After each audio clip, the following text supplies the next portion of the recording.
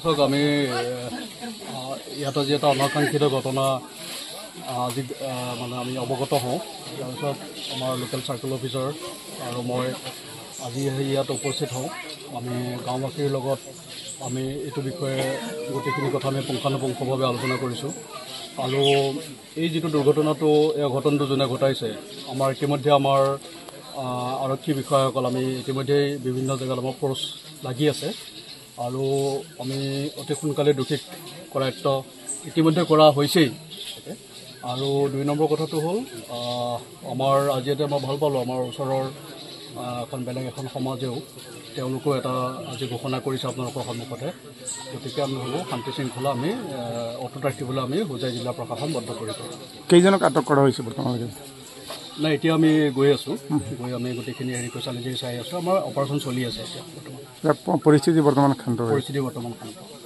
আমাৰ বিষ্ণু মন্দিৰত গৰু পেটুকা আৰু ছাল এনেকৈ কৰি মন্দিৰত পেলাই গৈছে।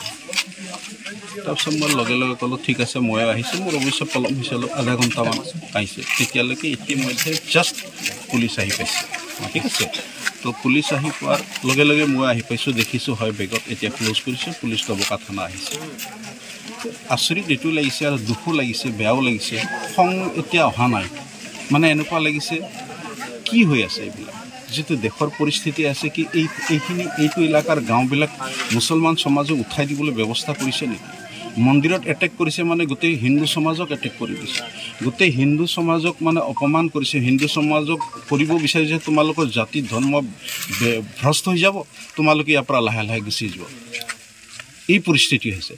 এইকাৰণে মই ক'ব বিচাৰিছোঁ, থানাকো কৈছোঁ যে যিয়ে যিয়ে গৰু মাংসৰ লগত ৰিলেটেড আছে, গৰু মাংসৰ ব্যৱসায় কৰে, গৰু মাংস কাটে, আজি কাটিছে কালি কাটিছে কোৱা নাই, যিয়ে ৰিলেটেড আছে সেইখিনি মানুহ এই সমাজৰ মানুহে জানিব। যেনেকৈ যদি মই এজন ট্ৰাইবেল ল'ৰা হিচাপে গাহৰি ক'ত কাটে, গাহৰি বেপাৰী কোন আছে মই জানো।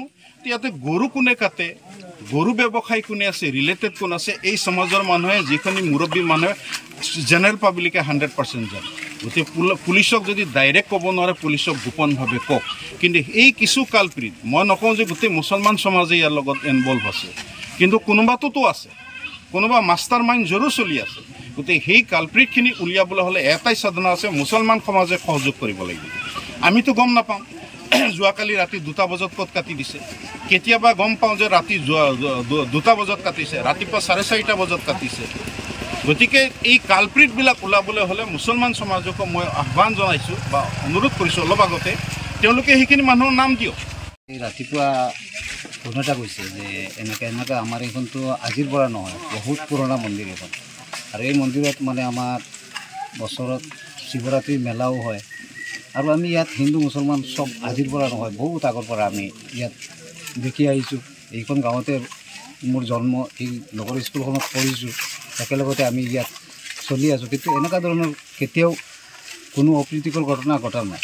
তো আজি 6টামান বজাত 7টামান বজাত 6:30 বজাত তেতিয়া মানে মোৰ তাত ফোন কৰিছে যে এনেকুৱা ঘটনা, যে মন্দিৰৰ মেইন গেটৰ ওচৰত কোনোবাই আনি পেলাই মোনাত কিবা এই এইবিলাক মানে গৰুৰ কিবা এই চামৰা তামৰা কিবা কিবি আনি থৈছে। লগে লগে শুনা পাই পেলাই আহিলোঁ, আহি পেলাই ঠিক দেখা পালোঁ ইয়াত মানুহো গোট খাইছে। আৰু এইখিনি দেখি পেলাইতো আফচোচো হৈছে, যে বেয়া লাগিছে যে কি ভাষাৰে মানে ইয়াক গৰিহণা দি মানে ভাষা বিচাৰি পোৱা নাই, তেনেকুৱা ধৰণৰ লাগিছে।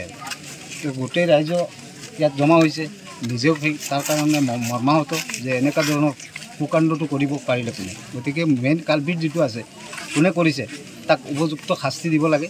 আৰু আমিও গোটেই সমাজ, আমি হিন্দু মুছলমান সকলো মিলি পেলাই এই কালপিটটোক মানে কেনেকৈ ধৰিব পৰা যায়, তাৰ কাৰণে আমিও প্ৰশাসনৰ লগত আছোঁ, আমিও ৰাইজৰ লগত আছোঁ, আমি তাকে নিছোঁ।